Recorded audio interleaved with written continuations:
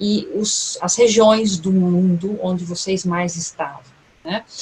Dessas missões, também gostaria de saber, já pergunto, quais ou qual dela te marcou mais e qual você gostaria de falar um pouquinho mais para a gente sobre isso? A principal missão, houve várias, mas teve uma em especial que eu não consigo me desvincular da sensação que ela me causou, que foi uma certa missão na Antártida, em um determinado tempo, onde nós fizemos o perímetro de segurança. Eu estava no perímetro zero, né, onde você fica ali entre 50 a 120 metros de distância das autoridades, para encontro com essas entidades. E quando a nave começou a sair do teto baixo, naquele período, o teto baixo, para quem não conhece, é aquela neblina que ela fica quase rente ao chão, né, do frio.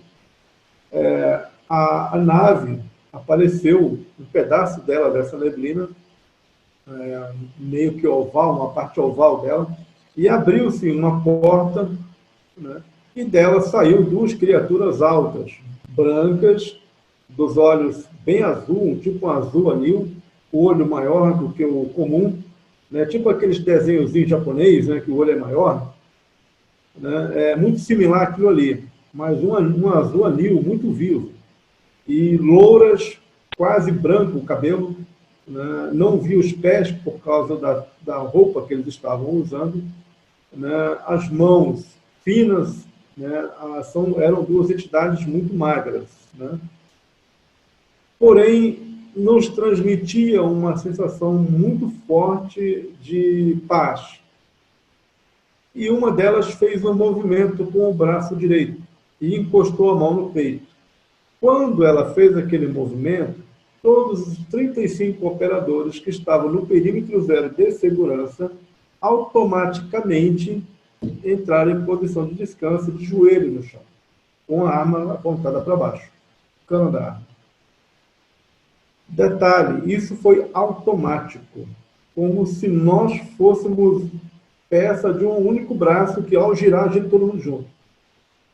Só que a sensação era somente do pescoço para cima. A gente mexia o pescoço, mexia o olho, a gente falava entre si, mas do pescoço para baixo o corpo não respondia.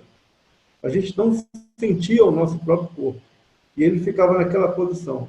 E aquilo começou a dar uma angústia, porque eu olhava para os meus colegas e perguntava se ele estava sentindo o corpo. Ninguém sentia nada. Nós ficamos naquela posição aproximadamente 2h30, 3. Nós não sentimos frio, cansaço, dormência, fome, sede e necessidade de nada, porque só existia para nós a cabeça.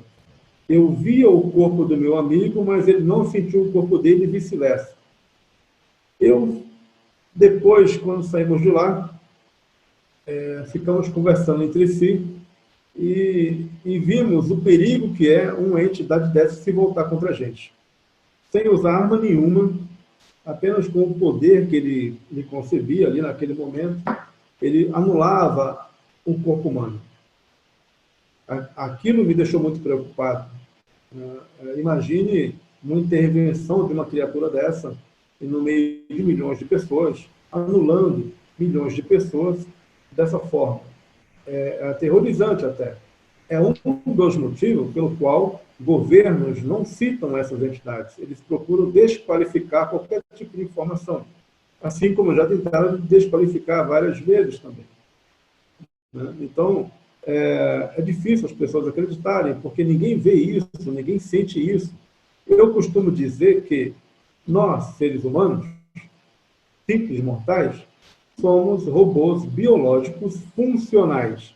A partir do momento que você dá um pane, o governo vem te dar um boot. Se você não voltar ao sistema, ele te exclui e coloca outro no seu lugar. Nós somos assim. Somos peças dessa gigantesca sistemática de verdades e mentiras, né?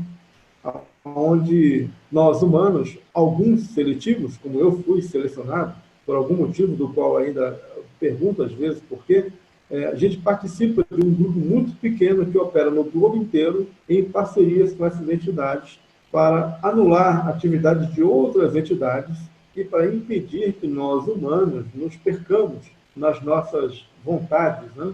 Muitas vezes até criminais, né? Quando a gente tem vontades de exterminar um em prol de outro, assim eles também têm. Então, existe sim uma diplomacia universal, onde todos, em comum acordo, procuram manter uma política de boa vizinhança, mesmo sabendo que, em determinados momentos, elas têm que intervir, direta ou indiretamente, para ajudar a melhorar ou anular, junto conosco, alguma entidade hostil.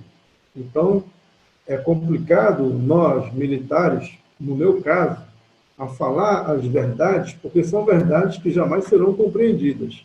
Então, às vezes, eu cito filmes.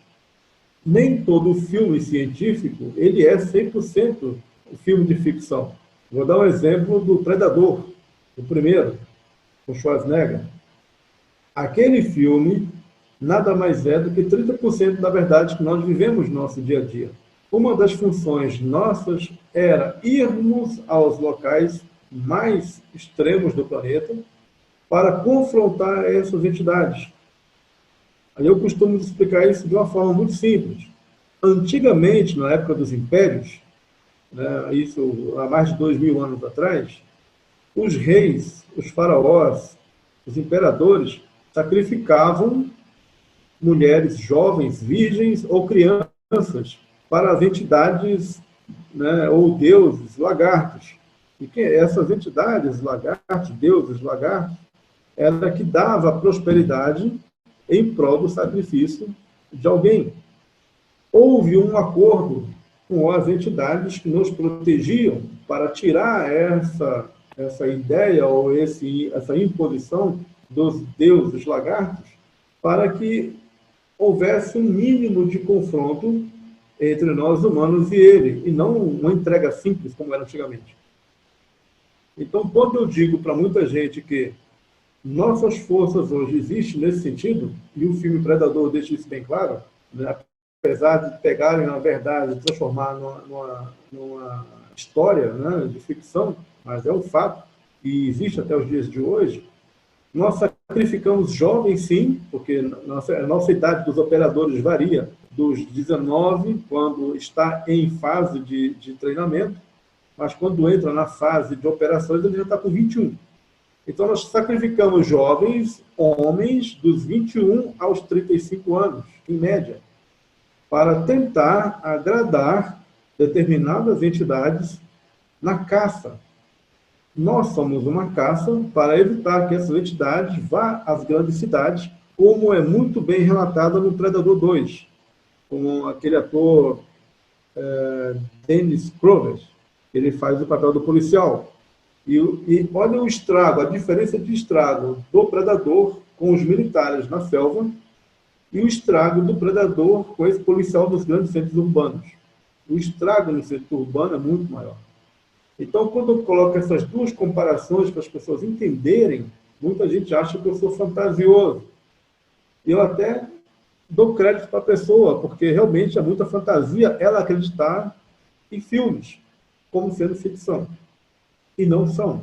São bases feitas em cima de uma realidade que nós enfrentamos durante nosso turno. E somos obrigados, por juramento, em perca de vida, caso você relate ou leve alguma prova para o exterior. Quando eu digo exterior, é saindo daquele sistema e entregando para alguém aqui fora. Né? Tanto é que, quando você entra nas missões, você entra semi-nu. A gente entra nos containers de transformação, vou dizer assim, apenas com um short, tipo um short de ciclista, né? E quando você volta das missões, da mesma forma, você sai apenas com aquele short, depois de passar por uma bateria de revista e também uma bateria médica, onde os cientistas nos avaliam para saber se você está em condição de voltar ao meio normal das atividades militares normais.